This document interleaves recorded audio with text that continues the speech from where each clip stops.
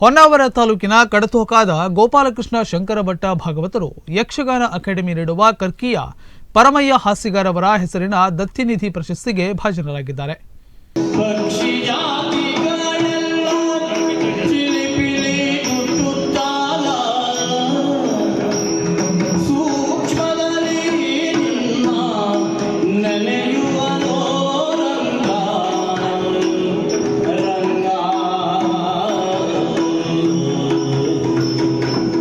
ಹೊನ್ನಾವರ ತಾಲೂಕಿನ ಕಡತೋಕಾದ ಜೋಗಿಮನಿಯ ಗೋಪಾಲಕೃಷ್ಣ ಶಂಕರಭಟ್ಟ ಭಾಗವತರು ಕರ್ನಾಟಕ ಯಕ್ಷಗಾನ ಅಕಾಡೆಮಿ ನೀಡುವ 2023ನೇ ಸಾಲಿನ ಕರ್ಕಿಯ ಹಿರಿಯ ಕಲಾವಿದರಾದ ಪರಮಯ್ಯ ಹಾಸ್ಯಗಾರವರ ಹೆಸರಿನಲ್ಲಿ ನೀಡುವ ದತ್ತಿನಿಧಿ ಪ್ರಶಸ್ತಿಗೆ ಭಾಜನರಾಗಿದ್ದಾರೆ.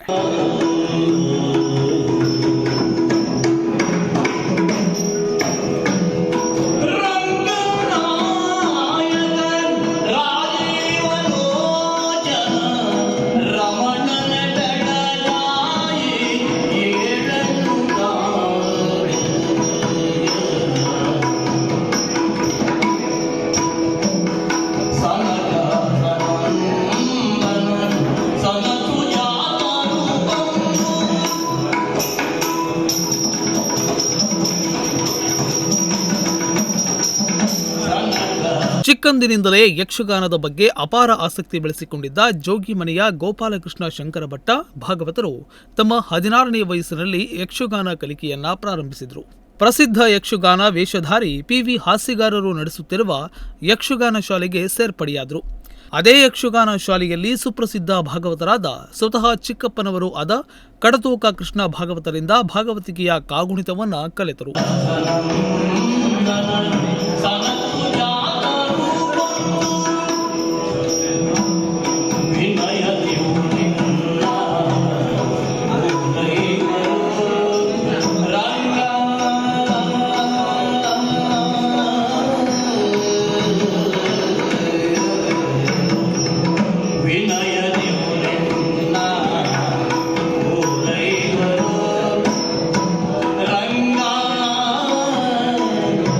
ಒಂದು ಕಾಲದಲ್ಲಿ ಉತ್ತರ ಕನ್ನಡ ಯಕ್ಷಗಾನ ಶೈಲಿಯಾಗಿರುವ ಈಗ ಸಭಾಹಿತ ಮಟ್ಟ ಇಲ್ಲವೇ ಬಡಬಡಗು ಎಂದು ಕರೆಯಲ್ಪಡುವ ಯಕ್ಷಗಾನ ಶೈಲಿಯೊಂದು ಕರ್ಕಿಯ ಹಾಸ್ಯಗಾರ ಮನೆತನದ ಕಲಾವಿದರಲ್ಲಿ ಮಾತ್ರ ಕಂಡುಬರುತ್ತದೆ.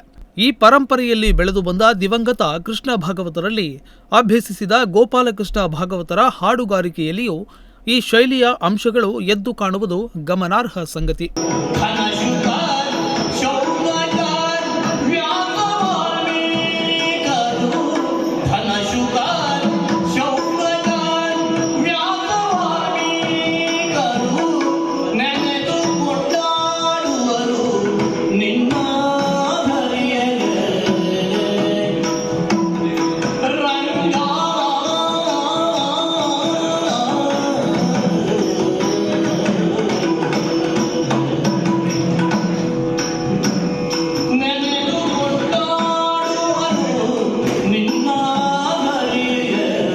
ಸಂಪ್ರದಾಯ ನಿಷ್ಠ ಕಲಾವಿದರಲ್ಲಿ ಅಭ್ಯಾಸ ಹಾಗೂ ಕಲಾವಿದರ ಒಡನಾಟದಿಂದಾಗಿ ಗೋಪಾಲಕೃಷ್ಣ ಭಾಗವತರು ಯಾವತ್ತೂ ಸಂಪ್ರದಾಯದ ರೇಖೆಯನ್ನ ದಾಟಿದವರಲ್ಲ.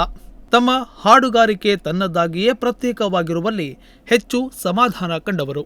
ಅನ್ಯ ಭಾಗವತರಿಗಾಗಲಿ ಭಾಗವತಿಕೆಯ ಶೈಲಿಗಾಗಲಿ ಹೋಲಿಸಿ ಹೇಳಿಕೊಳ್ಳುವುದಾಗಲಿ ಹೇಳಿಕೊಂಡವರಂತೂ ಅಲ್ಲವೇ ಅಲ್ಲ.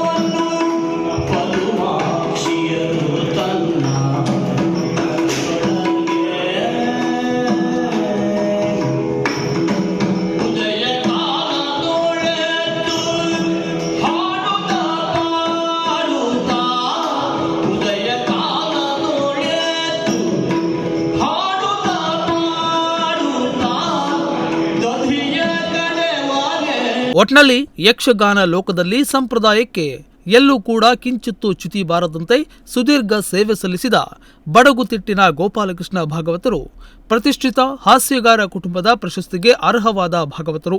ಪ್ರಶಸ್ತಿ ವಿಜೇತ ಗೋಪಾಲಕೃಷ್ಣ ಭಟ್ಟರಿಗೆ 25,000 ರೂಪಾಯಿ ನಗದು, ಪ್ರಶಸ್ತಿ ಫಲಕ, ಪ್ರಮಾಣ ಪತ್ರ ನೀಡಿ ಗೌರವಿಸಲಾಗುವುದು. ಸಂಜಯ್ ನಾಯ್ಕ್, ನುಡಿಸಿರಿ ನ್ಯೂಸ್, ಹೊನ್ನಾವರ.